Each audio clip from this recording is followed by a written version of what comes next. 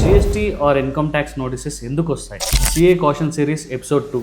Notice వస్తే problem కాదు, కానీ ఆ నోటీస్ ఎందుకు వచ్చిందో రీజన్స్ తెలియకుండా ఇగ్నోర్ చేస్తే ప్రాబ్లం. చాలామంది డౌట్, నేనేం రాంగ్ చేయలేదు కానీ నాకు నోటీస్ ఎందుకు వచ్చింది? దానికి simple answer, miss matches.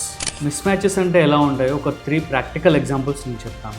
Miss match 1, మీ బ్యాంకులో క్రెడిట్స్ ఎక్కువగా ఉంటాయి కానీ జిఎస్టీలో మీరు టర్న్ ఓవర్ రిపోర్ట్ చేసే అమౌంట్ మాత్రం తక్కువగా ఉంటుంది. మిస్ మ్యాచ్ నెంబర్ 2, ఐటీ రిటర్న్లో ఒక టర్న్ ఓవర్ అండ్ జిఎస్టీ రిటర్న్లో ఇంకో డిఫరెంట్ టర్న్ ఓవర్ రిపోర్ట్ చేయడం.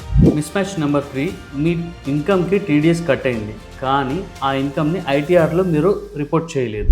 ఈ అన్ని ప్రాబ్లమ్స్కి సొల్యూషన్ ఏంటంటే, మీ జిఎస్టీలో, మీ బ్యాంక్ అకౌంట్లో, మీ ఇన్కమ్ ట్యాక్స్ రిటర్న్లో అన్ని అమౌంట్స్ మ్యాచ్ అయిపోవాలి. మిస్ మ్యాచ్ అనేది ఉండకూడదు.